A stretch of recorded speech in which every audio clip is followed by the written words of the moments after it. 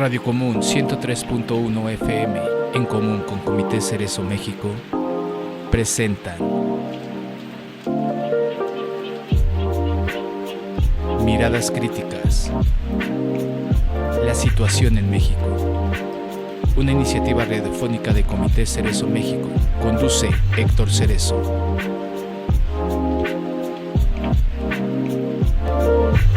Miradas Críticas, comenzamos.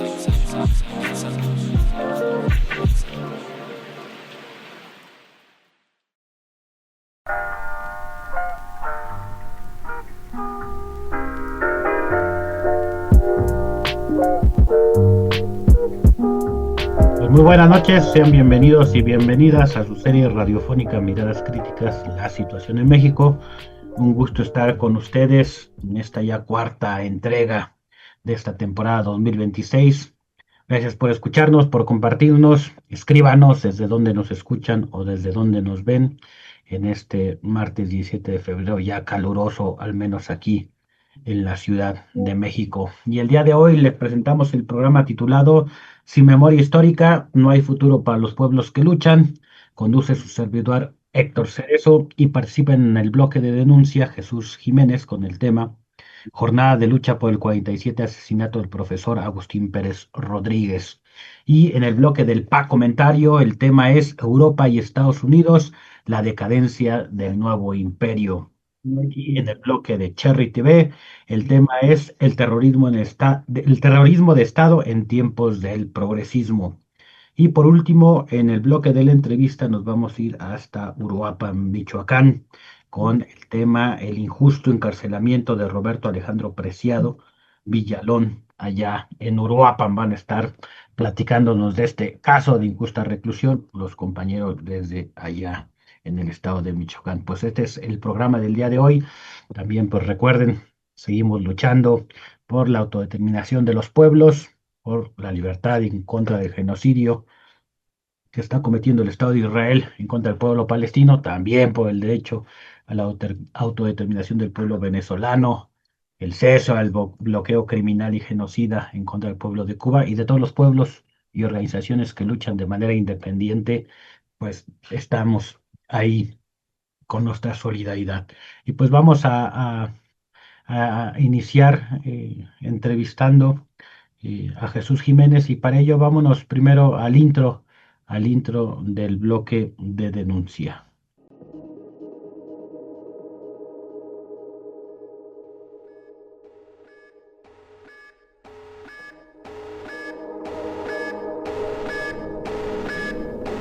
Denuncia en Miradas Críticas.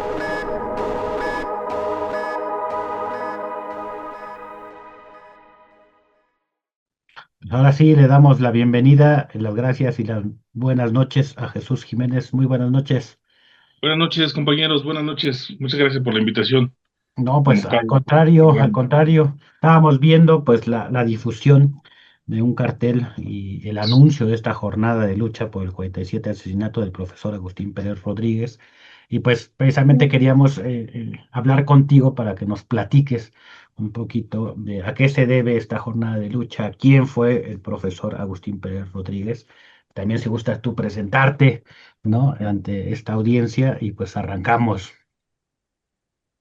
Bien, pues muchas gracias, compañeros, nuevamente. Mi nombre es Jesús Jiménez. Soy militante del Frente de Escuelas Democráticas Febrero 25, pues una organización de escuelas de carácter popular en el oriente del Estado de México. Eh, Nuestra organización, justamente desde sus inicios, con el profesor Agustín Pérez, que inicia con el proyecto de escuelas populares allá en los años 70, pues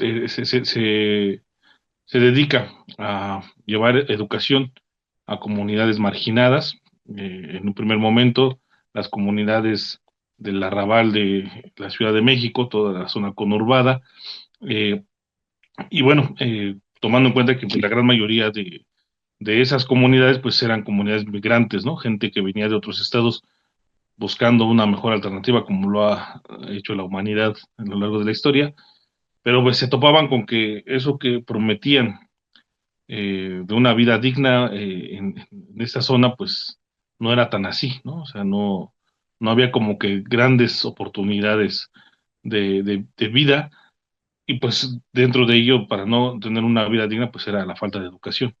Entonces, pues producto de los movimientos estudiantiles del 68, del 71 y de los maestros desde los años 50, ¿no? Recordar todo este proceso del movimiento revolucionario del magisterio, pues viene como esa ola, y en los años 70 se va consolidando esta propuesta de educación popular, que es un fenómeno muy peculiar en esta zona, donde la organización se vuelca hacia las escuelas, donde se toma ahora no el sujeto histórico, sino un espacio de organización política desde la educación, desde las escuelas, ¿no? Lo que en algún momento se convirtió en las universidades con este trabajo de intelectualidad. Bueno, pues ahora esto se lleva a la educación básica, con preescolares, primarias, secundarias. Después el movimiento evoluciona y se crean preparatorias populares, universidades populares, que hoy, bueno, hoy en el país existen diversas propuestas de este aspecto. Entonces, bueno, dentro de todo ese movimiento, ese cúmulo de personajes, el maestro Agustín Pérez, un jovenazo de 16 años, se empieza a involucrar en esta lucha, y pues su corta edad le permitió eh, tener un panorama, y sobre todo el entusiasmo pues férreo, ¿no? De decir, pues sí, nos vamos a ir a nuestras colonias a formar escuelas populares, escuelitas, y pues a dar una educación digna, ¿no? Quizá podría ser, en un primer momento era la inquietud juvenil de compartir educación, incluso hasta un aspecto romántico, ¿no? De llevar educación a niños que no tenían ese alcance. Sin embargo, pues esto evoluciona, y con la formación política que van llevando en el CCH Oriente, pues ahora se empieza a convertir las escuelitas populares en centros de organización, ¿no? Por ejemplo, subían la cuota del pasaje y las escuelitas se movilizaban, porque ahí confluían las madres de familia, sobre todo madres de familia, porque recordemos que eran colonias dormitorio, donde por lo regular los padres de familia, los hombres, se iban a trabajar prácticamente todo el día, y quienes se quedaban en casa mayoritariamente eran las mujeres, y ellas se hacían cargo. Y entonces la lucha organizada de las escuelas populares eran las mujeres, las madres de familia. Y entonces las movilizaciones por el alza al pasaje eran señoras con sus chilpayates en la espalda o de la mano, con los maestros exigiendo el que no se alzara el pasaje, ¿no? Como una lucha política. Y el maestro Agustín pues fue parte de esta Ya. dinámica de su corta edad. Obviamente, pues todo el contexto político de los setentas, la guerra sucia contra los movimientos, sobre todo los movimientos armados, pero Mm. pues como siempre en la historia, pues de paso llévate a quienes te pueden dar más data, aunque no estén armados, ¿no? Aunque ellos con sus ideas, con su organización tengan fuerza, pues llévatelos. Y entonces en el 78 se da un secuestro a Maestro Agustín, joven, ¿no? Tenía 21 años, lo secuestran, lo torturan, por la movilización lo liberan, y es en el 79 cuando pues lo asesinan, ¿no? Un asesinato pues no muy, no muy común, o no muy escuchado, porque no Ya. fue con armas de fuego, no fue mediante, no sé, un asalto, no sé, ¿no? Sino fue en un hospital administrado por el priismo de aquel entonces, pues vulnerable, algo le inyectan, que también son formas que el capitalismo ha usado muchísimo en la historia, ¿no? No es un asesinato Mm. directo, en este sentido violento, sin embargo es una ejecución política, ¿no? O sea, sin embargo, está dentro de esta ola de represión, ¿no? Que pues se viene presentando en el mundo, ¿no? Pero concretamente en nuestro país. Entonces, a él lo asesinan un 25 de febrero de 1979. Es por ello que nosotros posteriormente fundamos el Frente de Escuelas Democráticas, febrero 25, en honor a esa fecha, pues emblemática del asesinato del profesor Agustín. Ya, platícanos esta jornada, en qué va a consistir, un poco las fechas, el lugar. Bien, nosotros lo hacemos cada año hacemos un homenaje al maestro Agustín. Siempre ha sido desde principios Ujú, desde el primer año que lo asignaron sus compañeros maestros que siguen con nosotros, el maestro Gabriel Jiménez Guzmán y la maestra María de los Pérez. Ellos han mantenido las banderas en alto del maestro Agustín. Eh, los han venido pues, realizando. Y bueno, año con año, pues hacemos esta conmemoración. Hoy se ha ampliado, en los últimos 15 años, se ha ampliado a honrar no solamente al maestro Agustín, sino a todos los compañeros militantes de nuestra organización que pues han caído en la lucha, ¿no? Han ujú. perecido, algunos han sido asesinados de diferentes formas, otros la vida pues no les ha alcanzado, la enfermedad, situaciones pues, que se han enfrentado. Y entonces, todos ellos, su legado ha sido valioso. Entonces, ahora es la jornada de lucha por nuestros compañeros que han muerto antes. Y bueno, muy concretamente, este año eh, vamos a estar el 25 de febrero a las 8 de la mañana en la Escuela Primaria del Poxcali, que está ubicada en el Bordo Xochiaca, sobre el Bordo Ujú, Xochiaca, unas cuadras antes de llegar a Villada, que es la calle Capiro. Ahí vamos a estar a las 8 de la mañana puntualmente, pasando lista como lo haría el maestro. Eso va a ser el 25 de febrero, insisto, por la mañana. Por la tarde vamos a tener una convivencia, una tertulia popular, comunitaria, donde pues si alguien llega a querer leer un poema, una canción, contarnos alguna experiencia de lucha sobre todo, pues va a ser bienvenido ahí en la Universidad Indígena, ahora en Chimalhuacán. ujú, Eh, y bueno, y el resto de actividades a partir del 25 de febrero por la tarde se realizarán en la Universidad Indígena, que vamos a tener el día 26 una conferencia sobre qué es la educación popular, por si a alguien le interesa este aspecto de este concepto que ahorita está en boga por lo que está ujú. sucediendo en la SEP, que es importante saber qué es la educación popular, cómo defenderla y desde qué punto, pues nosotros hablaremos de ello el día 26. El 27 tendremos la conferencia La visión de los que vencerán, que es una visión crítica sobre nuestros pueblos originarios, nuestros pueblos indígenas, una visión que nosotros hemos construido a base de experiencias de análisis. El día 27 por la mañana tendremos una convivencia deportiva, en honor también al maestro Agustín, que era un gran deportista, pero sobre todo pues porque el deporte es fundamental en nuestra formación integral como seres humanos. Por la tarde vamos a tener la participación de John Pablo Almaraz, Ujú, cantautor de México, un gran compañero del arte popular, de la conciencia, que ahorita trae un trabajo importantísimo de retomar cantos del movimiento mexicano desde los años 60 para acá. Y la conferencia, ¿qué sucede, qué pasa en el mundo? Es como un análisis internacional con todo lo que estamos viviendo desde el imperio norteamericano, las agresiones a Venezuela, a Cuba, a Palestina, todo esto que se engloba dentro de una intención de fortalecimiento del imperialismo y cómo nos situamos nosotros como movimientos dentro de esta turbulenta historia. Y el día 1 de marzo, el día 1 de marzo vamos a tener eh, el foro que lleva por nombre Martí y Bolívar cabalgan hacia la victoria. Va a ser una reunión con la Embajada de Venezuela, donde estará la embajadora venezolana de Venezuela en México. Está por confirmar la embajada cubana, porque bueno, la intención es levantar la voz por las agresiones a estos dos países latinoamericanos muy concretos en este momento, ¿no? El secuestro de Nicolás Maduro, el presidente, y el bloqueo inhumano que está ejerciendo Estados Unidos contra Cuba. Sin embargo, en este aspecto no se reduce a hablar exclusivamente sobre estos dos países. México está en una situación semejante y Latinoamérica está siendo secuestrada por la derecha. Entonces, ¿qué ocurre en esta situación? En esta situación, pues les extendemos la invitación a todos los compañeros, los movimientos que quieran y puedan sumarse a esta jornada, sobre todo el 1 de marzo, que será a las 10 de la mañana en la Universidad Indígena.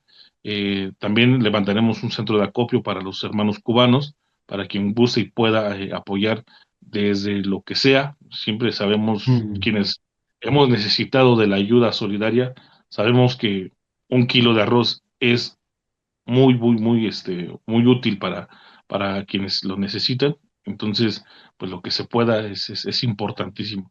Y bueno, pues esperarlos, ¿no? Esperarlos a que nos acompañen en esa jornada. Y bueno, ya el mismo 1 de marzo por la tarde concluimos nuestra actividad con nuestras actividades muy, ya tal vez de tareas, pero bueno, pues en lo personal estaré dando un recital, un concierto, pues desde el sentido político hacia nuestros camaradas que ya no están, pero también una reafirmación desde el arte, desde la resistencia creativa, ideológica, para los que seguimos luchando. Entonces, bueno, es como la jornada, se está dando difusión en las redes, si gustan seguir la página FEDEF 25, Mm. pueden seguir ahí de cerca toda esta programación, igual nos pueden escribir, nos pueden contactar por medio del compañero Héctor para mayor información, si gustan la dirección, el enlace, pues igual se los podemos hacer llegar o buscar en Google Maps Universidad Indígena Centilistli Macehualme y les lleva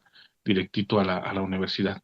Pues de antemano es la jornada, agradecerles por el espacio muy valioso siempre, desde que estrechamos lazos, pues hemos venido caminando y siempre estos medios que son nuestros, pues es importante utilizarlos a favor de la lucha social. No, pues Gracias, compañeros. al contrario, Jesús, por extender esta invitación en este espacio, este programa de radio por internet y FM en el sur de la Ciudad de México, pues para las personas, las organizaciones que estén interesadas, pues puedan asistir a esta jornada de lucha, pueden llevar acopio, puedan estar, escuchar, compartir en esa parte de la ciudad, que pues sabemos que no siempre hay la oportunidad de tener ese tipo de espacios que se han ganado por la lucha por muchos años, ya lo comentabas, muchos, ya casi 50 años, ¿no?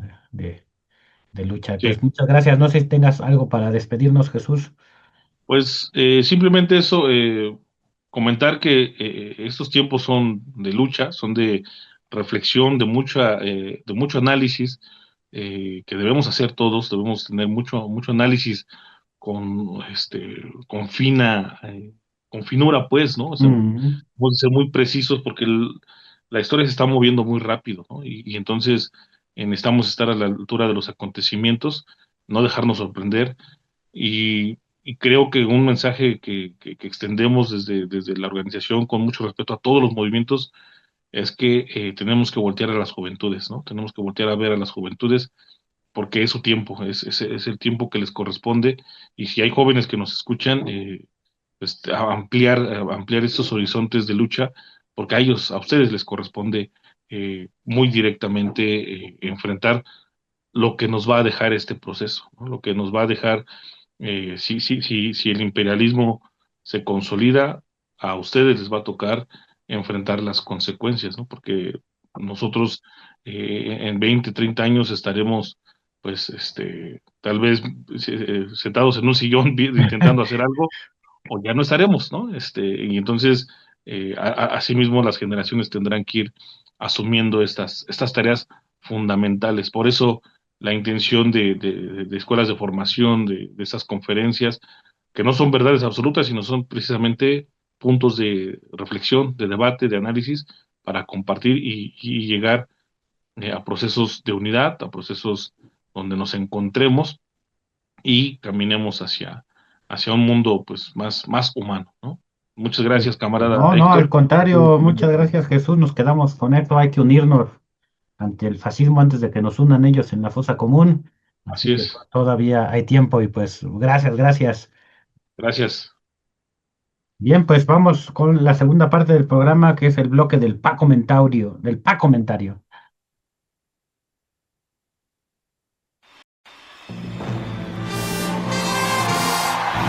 Pa Comentarios de Francisco Cerezo.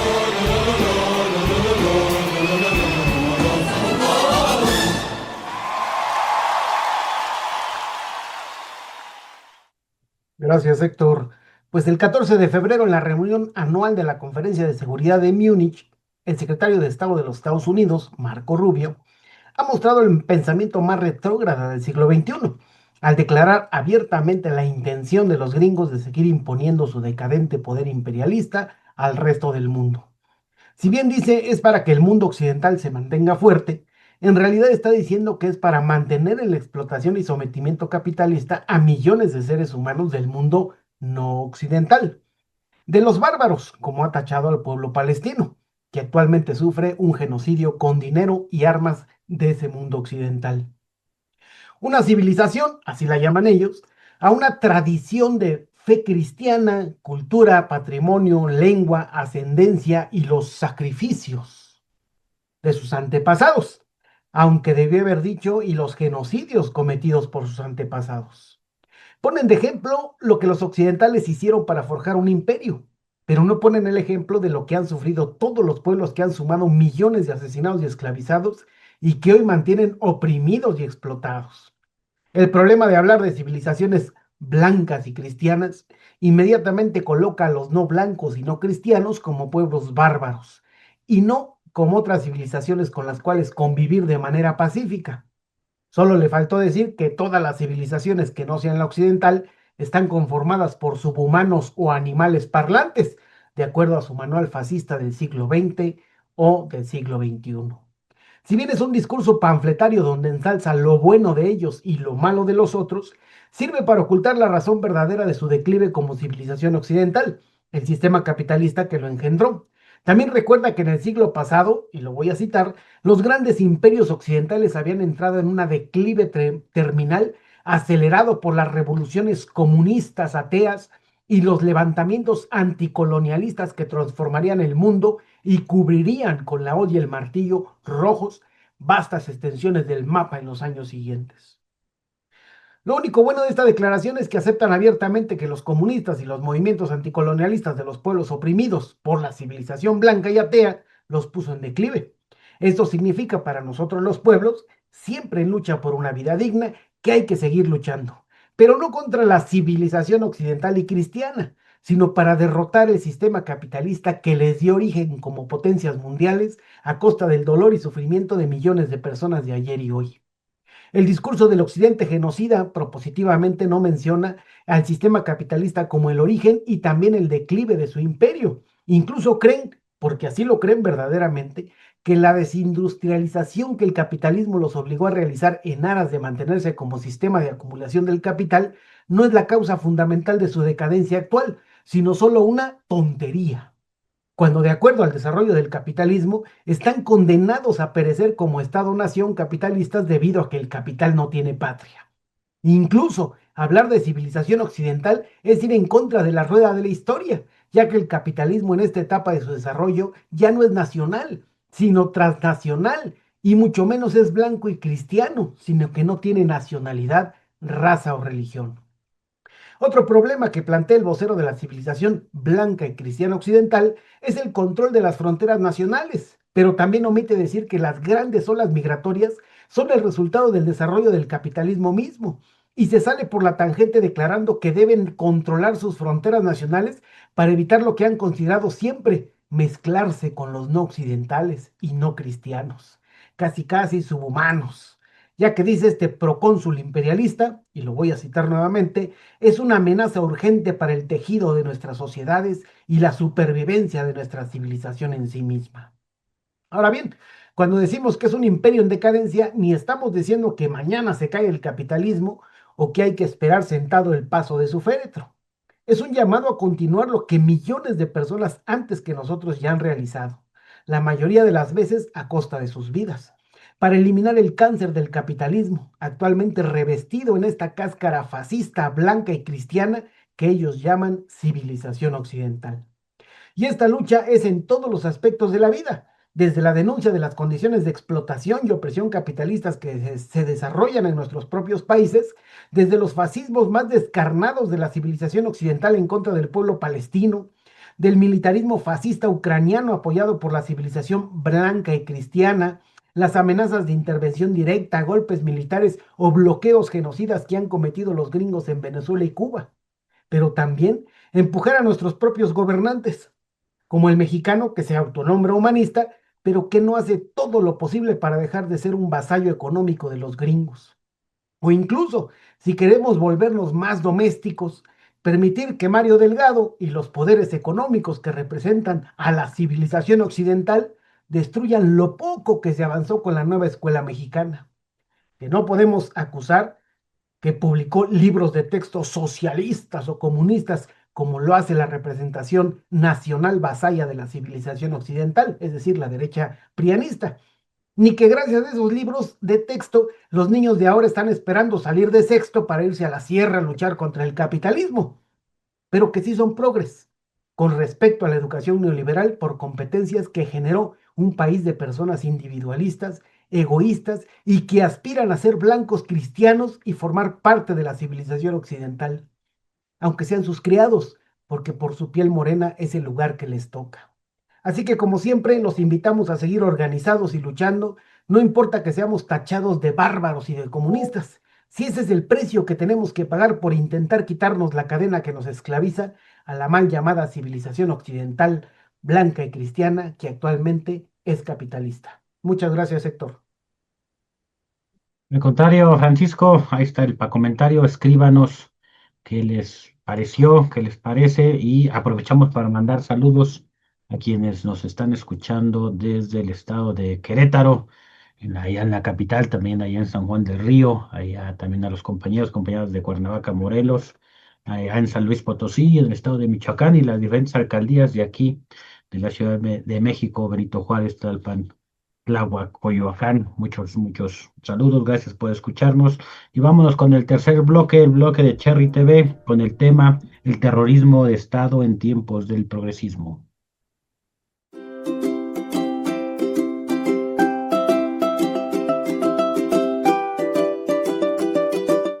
La base de nuestra charla de hoy es un artículo muy potente de Alejandro Ruiz para el medio La Ceiba, y se apoya muchísimo en las reflexiones de un analista que lleva años estudiando esto, Héctor Cerezo. Y la idea central es, fascinante y aterradora a la vez. La represión no desapareció. Como un virus, simplemente mutó. Exacto. Y esa es la primera gran idea que hay que poner sobre la mesa. El artículo arranca diciendo que la famosa transición a la democracia fue, y cito textual, un maquillaje institucional. O sea, no fue una cirugía para extirpar el tumor. Para nada. Fue una capa de pintura para que la casa se viera diferente, pero los cimientos, la estructura represiva quedó intacta. Se conservó la doctrina contrainsurgente. Es la lógica de guerra aplicada a la propia población. Y eso, según este análisis, nunca se fue. Tampoco se tocaron los pactos de impunidad. Simplemente los métodos se adaptaron a otros tiempos. Ok, desmenucemos esa adaptación. El texto marca un punto de inflexión muy claro. La guerra contra el narco, que arrancó Felipe Calderón en 2006. Ahí parece que la mutación del virus se hizo evidente. Es que ahí es donde el análisis de Cerezo es de verdad demoledor. Él argumenta que el objetivo de fondo en ese momento era profundizar el modelo económico neoliberal. Claro. Y para imponer reformas tan duras que sabían que generarían resistencia, necesitaban una herramienta, el terror. Pero no el terror de la vieja escuela, no una dictadura abierta. Necesitaban un terror, digamos, legitimado. Exacto. ¿Y cómo se legitima el terror? Cerezo lo desglosa en una estrategia de varios pasos, todos funcionando al mismo tiempo. El primero y más importante, construir un enemigo interno. Se creó la figura del narco. Un concepto súper elástico. Muy difuso. Ahí cabía prácticamente cualquiera que se opusiera al Estado. Un campesino que defiende su tierra, un estudiante que protesta. A cualquiera se le podía colgar la etiqueta de narco o halcón. Ahí es donde los medios, que imagino son otro punto, se vuelven el arma principal, ¿no? Justo. Ese es el segundo elemento clave, la criminalización de la protesta. Y como bien dices, no fue solo en los juzgados, fue sobre todo mediática. Se bombardeó a la opinión pública con la idea de que los manifestantes eran delincuentes, vándalos, gente que afectaba a los ciudadanos de bien. Se les despoja de su humanidad. Se les despojó de su humanidad para que, cuando llegara la violencia del Estado, la gente dijera, pues algo habrán hecho. Y mientras los medios hacían el trabajo sucio en la opinión pública, supongo que el gobierno movía sus fichas en el plano legal. Exactamente. Ese es el tercer pilar, crear un marco jurídico a modo. Cerezo lo llama, de una forma muy gráfica, volver legal lo ilegal. Se aprobaron leyes como la de Seguridad Interior, que básicamente daban carta blanca a las Fuerzas Armadas para hacer tareas de policía, borrando las fronteras. Y permitiendo que esa lógica de guerra se aplicara en las calles. Justo. Y el cuarto elemento, que ya lo mencionabas, es el uso de los medios masivos. Pero no solo para criminalizar. ¿Para qué más? Como parte de una guerra psicológica, para visibilizar la violencia de forma ejemplarizante. Era generar miedo, parálisis. Y todo esto lleva al quinto y último punto de la estrategia, la ruptura del tejido social. ¿Qué es la consecuencia lógica de todo lo anterior? Si mi vecino protesta y en la tele me dicen que es un delincuente, pues empiezo a desconfiar de él. Precisamente, se polarizó a la sociedad de una forma muy burda. O estabas con el Estado y eras bueno, o eras sospechoso y por lo tanto malo. Se rompió la confianza. ¿Y el costo humano de esta estrategia? Es que las cifras son de un país en una guerra civil no declarada. Sí, los datos que cita el artículo son para que se te hiele la sangre. Desde diciembre de 2006, la fuente habla de 460,000 homicidios dolosos y más de 114,000 personas desaparecidas. Pero hay un dato que el análisis de Cerezo destaca y que cambia toda la perspectiva. No fue una violencia al azar. ¿A qué te refieres? A que no fue aleatoria, y este es el punto que desmonta por completo el discurso oficial. Según las estimaciones de Cerezo, más del 60% de las víctimas, ¿Más del 60%? sí, de desaparición forzada y ejecución extrajudicial en ese periodo, eran líderes, coordinadores o fundadores de organizaciones sociales, ecologistas, comunitarias. No eran narcos. No eran narcos, eran la espina dorsal de la resistencia social en el país. Es que dicho así, todo cambia. La llamada guerra contra el narco fue, en realidad, la coartada perfecta para una guerra contrainsurgente de baja intensidad. Pero con resultados masivos. Y para que no suene a teoría, el artículo nos recuerda los casos que todos tenemos en la memoria. La represión brutal a los campesinos de San Salvador Atenco en 2006. La desaparición de profesores en Oaxaca ese mismo año. La masacre de Tlatlaya en 2014. Y por supuesto, el crimen que lo marcó todo. La desaparición forzada de los 43 estudiantes de Ayotzinapa. Lo que nos lleva a la pregunta final, la más dura. ¿Qué es lo que sostiene todo esto? Porque no parece lógico que un gobierno que llegó con un mandato de cambio tan fuerte no pueda o no quiera meter en cintura al ejército. Y aquí es donde Cerezo, a través del artículo, lanza su tesis más fuerte. Sostiene que la condición para que se diera la alternancia en 2018... ¿La condición? Sí, para que la izquierda pudiera llegar al poder sin un golpe de Estado o una desestabilización mayor, fue un pacto tácito de impunidad con las Fuerzas Armadas. El artículo cita directamente a Cerezo, y la cita es: sabemos que el pacto para que dejaran gobernar a López Obrador fue el pacto de impunidad con los militares, y se ha mantenido. Lo que esto significa es que el aparato represor del Estado nunca fue desmantelado ni sometido. Negoció su supervivencia y su impunidad a cambio de permitir la transición política. La herencia de la guerra sucia sigue completamente vigente. Entonces, si tratamos de armar el rompecabezas, lo que este análisis nos muestra es que la lógica represiva del Estado mexicano es increíblemente resiliente. Más allá de quién esté en la presidencia, ha sabido adaptarse. Cambia de máscara, sofistica sus métodos. Pasa de la violencia abierta de la guerra contra el narco a esta combinación de terror y una beca. De violencia delegada y control social. Pero los pactos de poder, el núcleo duro, sobre todo con el ejército, sigue ahí, intocable. Exacto. El virus mutó, encontró una nueva forma de replicarse en el organismo.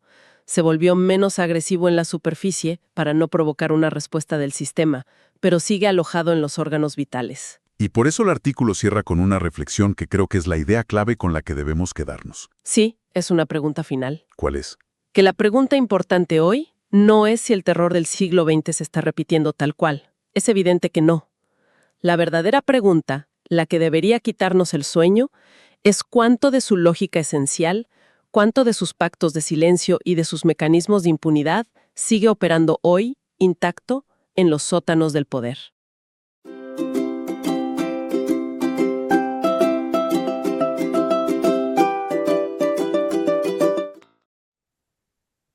Pues muchas gracias por la participación a esta cápsula de Cherry TV y bueno, también a Ceiba Periodismo con Memoria, quienes hicieron la entrevista a Alejandro Ruiz por esta larga entrevista. Y vámonos un corte con la producción de Radio Común y regresamos ya con el bloque de la entrevista.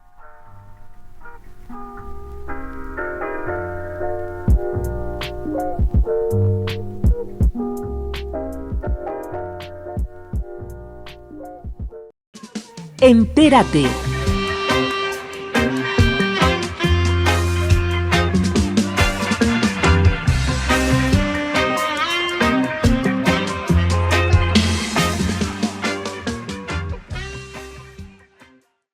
Hola compañeras y compañeros, estaremos realizando una serie de videos de qué podemos hacer las y los trabajadores antes, durante y después de un despido injustificado. En este video nos abocaremos solamente a qué podemos hacer antes de un despido injustificado. Para ello, en esta etapa se sugiere la organización y documentación de esto. ¿A qué nos referimos con organización y documentación? Como primer punto, conoce tu situación dentro de tu centro de trabajo, es decir, cuáles son tus funciones, qué sí estás obligado a hacer y qué evidentemente no son parte de tus funciones y que tu patrón no puede obligar a hacer. Si te despiden sin una justificación clara, por escrito y sin motivo aparente, muy probablemente estés atravesando por un despido injustificado. Es importante señalar también que esto se encuentra estipulado en el artículo 47 de la Ley Federal del Trabajo, en la cual nos estipula o señala cuáles son las cosas por las cuales se puede prescindir de una relación laboral sin consecuencia para el patrón. Si no engloba ninguna de lo que se estipula en dicho artículo, como lo vuelvo a repetir, muy probablemente se esté atravesando por una situación de un despido injustificado. También es importante recopilar tus documentos. ¿Cuáles documentos? Mantén siempre a la mano tu copia de contrato de trabajo, recibos de nómina o documentos de esta naturaleza que más adelante puedan servir para tener elementos suficientes si es que se requiere en una etapa de juicio posteriormente. Y por último, identifica tu salario. Conoce tu salario diario integrado. ¿Qué es el salario diario integrado? Este se compone de tu salario base más otras prestaciones. Es importante que identifiques qué prestaciones tienes dentro de tu centro de trabajo. ¿Por qué? Porque como te lo vuelvo a repetir o se les vuelve a repetir, será base para poder formar o que tú conozcas cómo es que está integrado tu salario, y de ahí se desprende el salario integrado, que a su vez nos servirá para solicitar una indemnización por parte del patrón cuando se logre acreditar el despido injustificado que aparentemente el trabajador o la trabajadora esté viviendo. Si tienes alguna duda, acércate con nosotros, organízate y conoce tus derechos.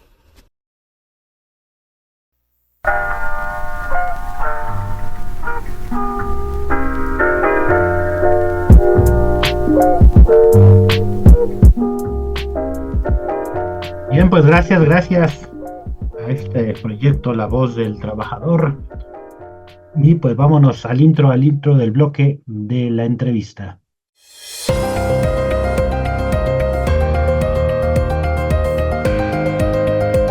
La entrevista en Miradas Críticas.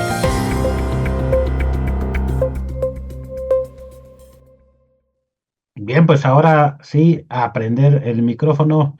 Mandamos saludos desde aquí, desde la Ciudad de México, a los compañeros que nos están escuchando y que van a participar ahora en la entrevista. El injusto encarcelamiento de Roberto Alejandro Preciado Villalón, allá en Uruapa, en el estado de Michoacán. Muy buenas noches, compañeros. Gracias por aceptar la entrevista.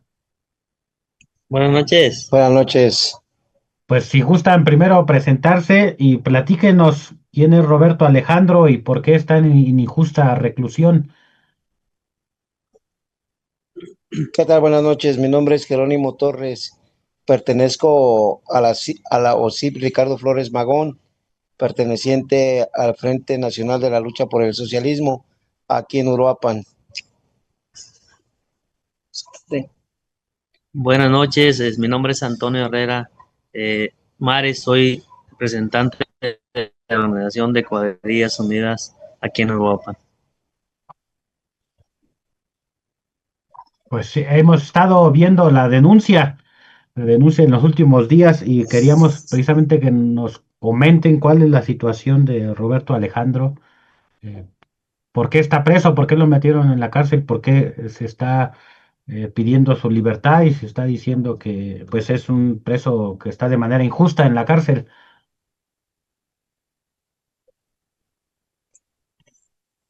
Roberto Alejandro Preciado Villalón es un compañero de cuadrilla que pertenece a Cuadrillas Unidas. Mm, El jueves 29 de enero eh, fue detenido, nosotros decimos injustamente, pues acá, el compañero, su trabajo es, aquí en Uruapan está muy de moda el trabajo de motomandaditos mm, y él a eso se dedica.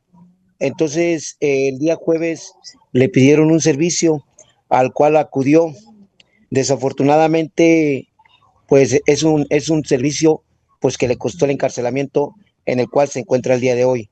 Eh, a él le piden este servicio, cuando llega, toca la puerta, no le abren, él se comunica vía mensaje con el cliente y le comenta que no le abren, que si se retira, y a él le comenta el cliente que ya le iban a abrir, pero desafortunadamente en ese momento llegaron dos patrullas de la fiscalía y de dentro del domicilio salen oficiales de la fiscalía misma. En ese momento se lo llevan detenido. El compañero es golpeado, eh, este, y bueno, él fue trasladado, el día 29 lo trasladaron a Morelia. ya. Ya lo regresaron para acá en Uruapan, él está en el cerezo de aquí de Uruapan. Ya ya se realizaron audiencias con un juez llamado Miguel Ángel Cervantes Molina, el cual solicitó que se llevaran pruebas pues ahora que sí, de su inocencia, las cuales fueron presentadas. Se ha extraído toda la información por parte de la fiscalía de su celular, lo que Mm, ellos llaman una sábana blanca. Dicen que le llaman así porque no ha encontrado nada que indique que él está vinculado con estas personas. Él está siendo acusado presuntamente de extorsión, porque ya. efectivamente a él cuando le piden el servicio le dicen que iba por un dinero de un tema de aguacate. Entonces, a él lo están acusando de extorsión. Pero pues como le vuelvo a repetir, él únicamente iba a hacer un servicio, ya que ese es su trabajo, pues los motomandaditos que están muy al día aquí en Uruapan. Se han demostrado pruebas de sus compañeros, declaraciones de sus compañeros. Es un muchacho pues sano, que únicamente se dedica pues a su trabajo, a su familia, y bueno, pues el juez, Miguel Ángel Cervantes Molina, pues prácticamente se lavó las manos y lo vinculó. Es por eso que estamos en lucha de que se haga justicia y sea liberado, porque realmente las pruebas, todo, Mm, incluso el juez, la misma fiscalía ha comentado que pues prácticamente no hay nada, no han encontrado nada que lo pueda, que se pueda comprobar un delito, pues que él cometió, ¿verdad? Entonces, todo indica que él es inocente. El juez le tembló la mano a dejarlo en libertad y prefirió vincularlo. Es por eso que nosotros estamos realizando actividades políticas para exigir su libertad. Gracias, Buenas gracias. noches, bueno, pues Y adelante, somos Cuadrillas Unidas. adelante, adelante. Buenas noches, miren, pues no somos Cuadrillas, es un compañero que ya tenemos conociendo muchos años, que sabemos que se dedica a su trabajo, y por eso nos hemos levantado en lucha. El día pasado, de la semana pasada, hicimos un mitin político afuera del Cerezo, porque ahí lo tienen, la Fiscalía del Estado se lavó las manos y lo aventó para acá, para Uruapan, porque no quería que nosotros hiciéramos un movimiento allá en la ciudad de Morelia, por eso se lavó las manos. Realmente el juez dijo, resuélvanlo allá en lo que vemos nosotros qué hacer. Nosotros vamos a empezar esta lucha, no la vamos a terminar, porque sabemos que el compañero es inocente. Y pues hay muchas personas, la Fiscalía del Estado también se ha encargado aquí en Uruapan de perseguir a todos los trabajadores que son del trabajo del motomandaditos. Es un trabajo que realmente pues ellos no pueden saber qué es lo que trasladan, qué es lo que llevan a las casas, que no pueden abrir nada de eso. El compañero, pues, platicando con él, comenta que él no recibió ningún paquete, él apenas se lo iban a entregar. Entonces, por eso nosotros estamos en la lucha. ¿Por qué? Porque, pues, si no recibió ningún paquete, si él no lo agarraron con nada, entonces, ¿por qué? ¿Por qué fue el motivo de que la fiscalía se lo llevó? Si nomás fue para presentar trabajo, para que digan que realmente están trabajando como gobierno, pues yo creo que están mal, porque no debe ser ahí así. Nosotros, cuadrillas unidas y organizaciones, no vamos a parar. Este es un comienzo de lucha con el Frente Nacional por la Lucha con el Socialismo, que estamos en coordinación hasta que no lo liberen.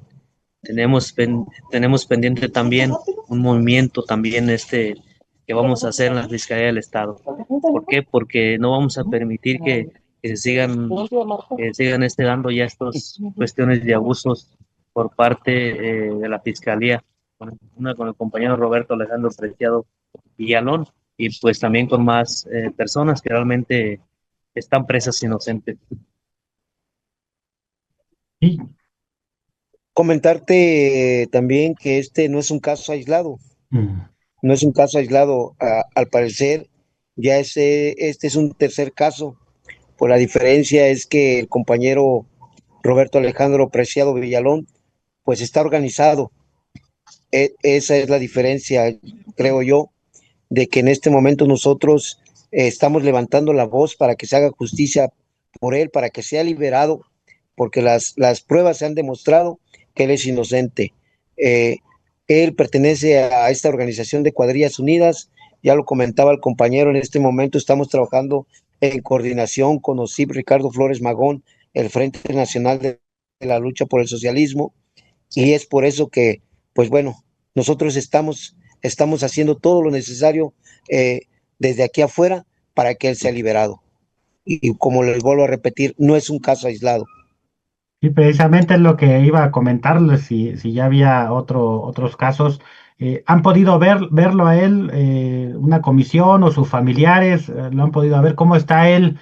Bueno, sabemos que está preso, pero sus condiciones físicas, psicológicas, ¿cómo lo ven ustedes? ¿Cómo está su ánimo del compañero? Pero nomás por ahí las familias son las que su papá y su mamá son los que van a verlo. Dicen que por ahí pues está desesperado y dice que está triste, porque dice que por qué el gobierno, por qué la fiscalía hace eso cuando él sabe que es inocente y que no cometió nada. Pero bueno, pues solamente el papá y la mamá pues siempre son los que lo han visto a él. ¿Qué edad tiene Roberto Alejandro?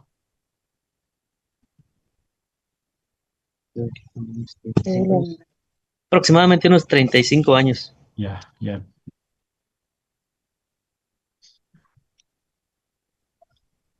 ¿Y han tenido interlocución con el secretario de gobierno, con el presidente municipal, o no han querido platicar con ustedes?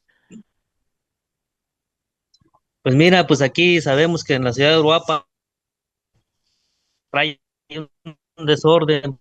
Por aquí el gobierno municipal que no sabe ni qué. Y pues como siempre, están ya en su cuestión política, ya no le hacen caso al ciudadano de Uruapan, ya se metieron en cuestiones políticas que ya, pues, ¿qué andan haciendo? No, pues no se ha tenido respuestas por el municipio, ya se olvidó del pueblo, ya no participan con el pueblo, con el ciudadano, ya se metió en las cuestiones políticas. Y por parte del gobierno del Estado, pues igual.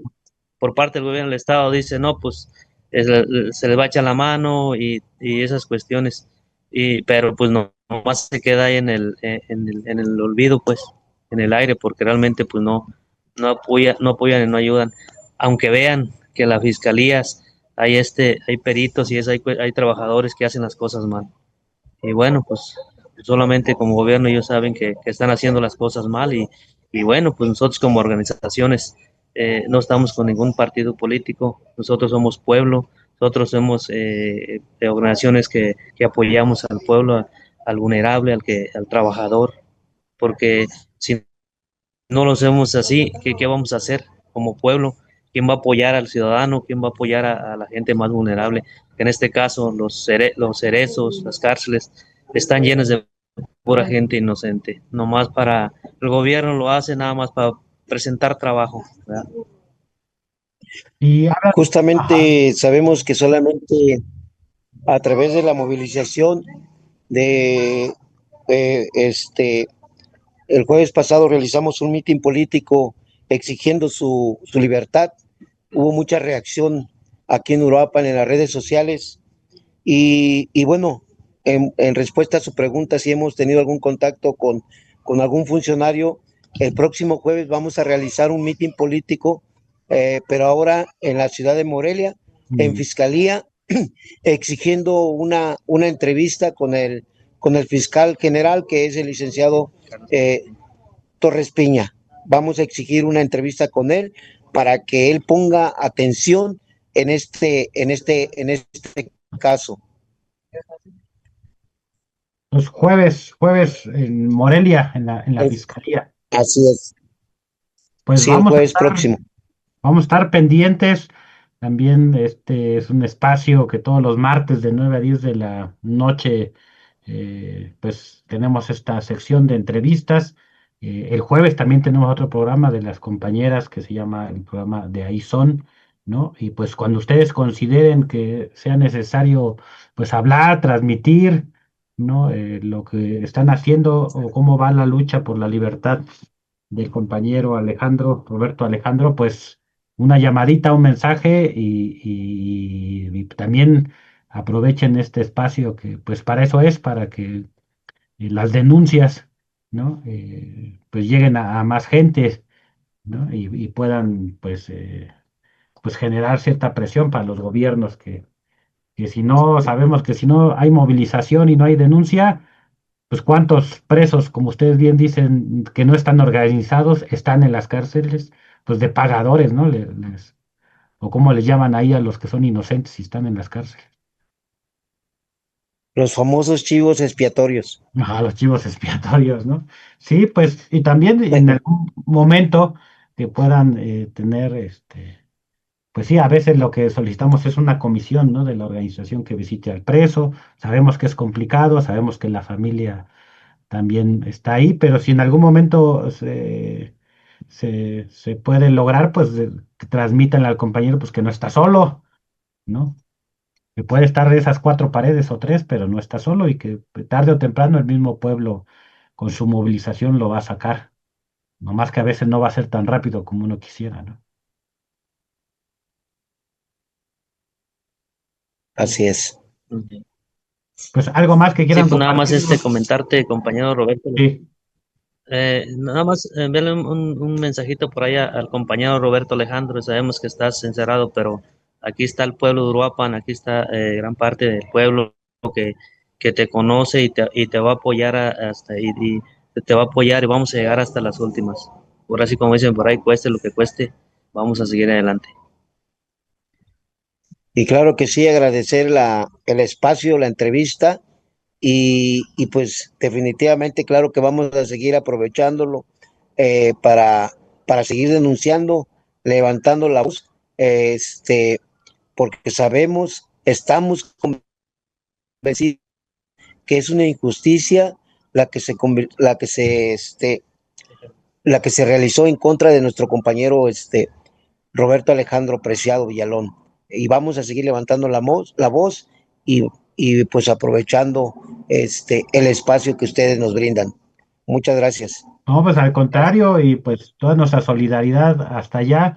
Siempre decimos, siempre quieren pues joder, ¿no? A los de abajo, a ver por qué no van con los Uber o con las otras aplicaciones, con esas grandes empresas que pues hacen prácticamente lo mismo, pero pues no se meten con ellas porque son las grandes empresas y sí con la gente que pues está día a día, ¿no? Día a día trabajando. Pues muchas gracias, mucha fuerza, mucha fortaleza y pues ojalá que salga pronto.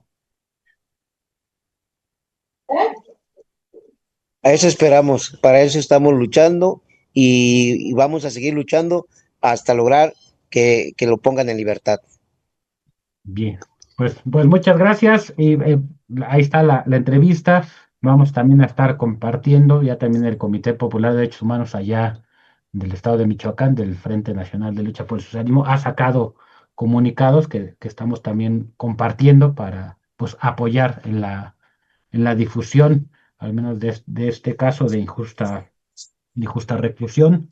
Y pues nada más recordarles a los compañeros y compañeras que están escuchándonos allá en Pachuca, Hidalgo, que ya viene la próxima escuela de educadores y educadoras populares en derechos humanos para quienes están ahí cerca de Pachuca o en los municipios aledaños que puedan tomarla.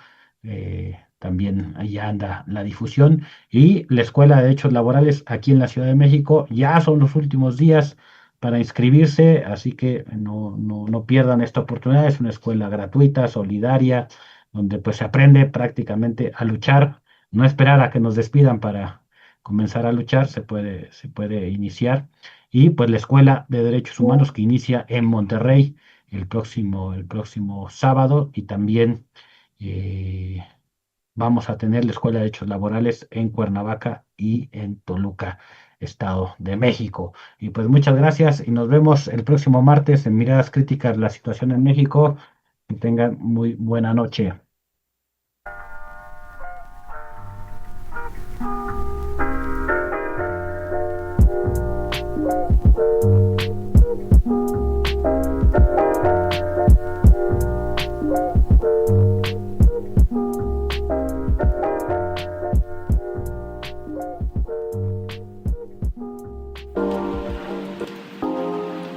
Radio Común, en común con Comité Cerezo México,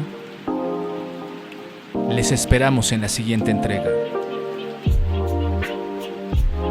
Miradas Críticas, la situación en México. Una iniciativa radiofónica de Comité Cerezo México. Vida digna. Memoria, verdad, justicia. Radio Común.